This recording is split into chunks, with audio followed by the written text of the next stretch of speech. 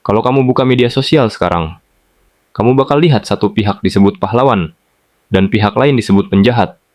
Tapi pernah nggak kamu mikir, gimana kalau yang kita lihat cuma sebagian kecil dari cerita sebenarnya? Karena dalam perang modern, peluru bukan satu-satunya senjata. Informasi juga bisa jadi senjata. Dan di balik konflik Israel, Amerika, dan Iran, ada propaganda, kepentingan minyak, operasi rahasia, perang cyber, bahkan permainan opini dunia. Video ini bukan membela pihak manapun. Kita cuma akan membahas fakta-fakta yang jarang dibicarakan media secara lengkap. Dan semakin dalam kamu memahami konflik ini, semakin kamu sadar, dunia ternyata jauh lebih rumit daripada yang terlihat. Kenapa Timur Tengah selalu panas? Kalau ngomongin perang Timur Tengah, banyak orang langsung berpikir agama. Padahal kenyataannya, konflik di sana jauh lebih rumit. Ada minyak, ada kekuasaan, ada pengaruh global, dan ada perebutan kendali wilayah strategis dunia. Timur Tengah punya salah satu cadangan minyak terbesar di bumi.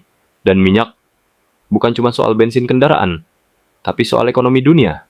Kalau wilayah itu tidak stabil, harga minyak bisa naik. Pasar dunia panik. Ekonomi negara lain ikut terguncang. Karena itu, negara-negara besar selalu punya kepentingan di sana. Amerika misalnya. Selama puluhan tahun, Amerika punya hubungan kuat dengan Israel. Israel dianggap sekutu penting Amerika di Timur Tengah. Sementara Iran sering dianggap lawan besar Amerika sejak revolusi Iran tahun 1979. Dan sejak saat itu, hubungan mereka terus panas. Revolusi Iran yang mengubah dunia. Sebelum tahun 1979, Iran sebenarnya dekat dengan Amerika. Pemimpin Iran saat itu, Shah Muhammad Reza Pahlavi, punya hubungan baik dengan Barat. Tapi banyak rakyat Iran marah. Mereka merasa pemerintah terlalu tunduk pada Amerika. Akhirnya terjadi revolusi besar. Shah digulingkan. Dan Iran berubah menjadi Republik Islam di bawah Ayatollah Khomeini. Sejak saat itu, Iran berubah drastis. Amerika yang dulu teman dekat, berubah jadi musuh besar. Bahkan kantor kedutaan Amerika di Teheran pernah diserbu. Puluhan warga Amerika disandera selama lebih dari 400 hari.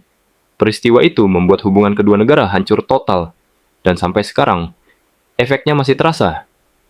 Israel dan Iran memang tak pernah benar-benar damai. Israel dan Iran sebenarnya tidak berbatasan langsung, tapi ketegangan mereka sangat besar. Israel menganggap program nuklir Iran berbahaya, sementara Iran sering mengkritik keras pemerintah Israel. Selama bertahun-tahun, mereka terlibat perang bayangan, bukan perang terbuka besar-besaran, tapi operasi rahasia, serangan cyber, pembunuhan ilmuwan, serangan drone, dan sabotase.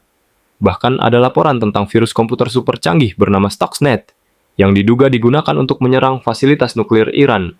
Ini membuktikan bahwa perang modern tidak selalu pakai tang dan rudal. Kadang, cukup dengan kode komputer. Media sosial, senjata baru dalam perang.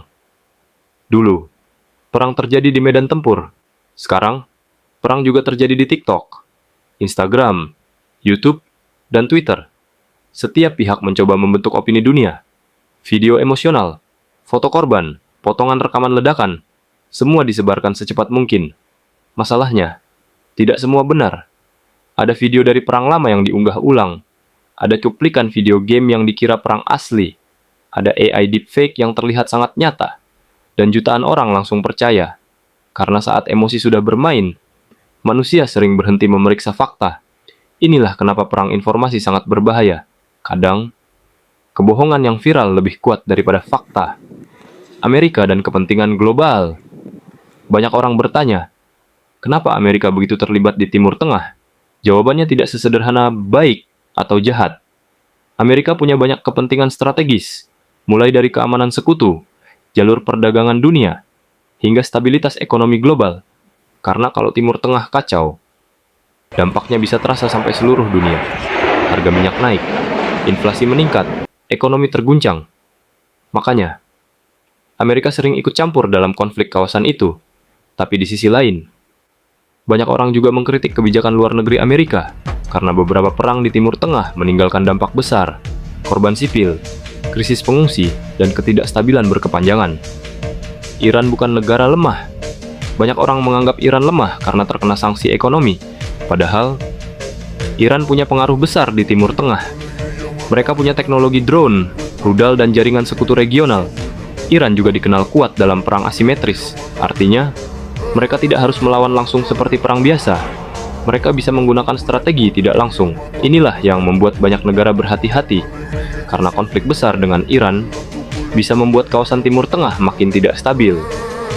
Apa yang sering tidak dibahas media? Kadang media lebih fokus pada ledakan besar dan drama perang, tapi ada hal lain yang jarang dibahas, rakyat biasa. Saat perang terjadi, yang paling menderita seringkali bukan pejabat, tapi warga sipil. Anak-anak kehilangan rumah, keluarga terpisah, ekonomi hancur, dan di internet, orang sering lupa bahwa di balik angka korban, ada manusia nyata. Hal lain yang jarang dibahas adalah betapa kuatnya propaganda. Setiap pihak ingin terlihat paling benar, karena kalau opini dunia berhasil dipengaruhi, dukungan internasional bisa berubah. Apakah dunia bisa terlibat perang besar? Inilah yang paling ditakutkan banyak orang. Kalau konflik terus membesar, apakah bisa memicu perang global? Sampai sekarang, negara-negara besar masih berusaha menghindari perang dunia langsung, karena semua tahu konsekuensinya sangat besar. Ekonomi bisa runtuh, perdagangan terganggu, dan jutaan orang bisa terdampak. Itulah kenapa kadang negara-negara memilih perang tidak langsung, lewat sanksi ekonomi, cyber attack, operasi rahasia, atau perang informasi. Penutup 46.00 sampai 50.00. Jadi, apakah media menyembunyikan sesuatu? Kadang bukan disembunyikan total, tapi dipilih bagian mana yang ditampilkan, karena setiap media punya sudut pandang. Dan di era internet, kita harus lebih hati-hati, karena tidak semua yang viral itu benar.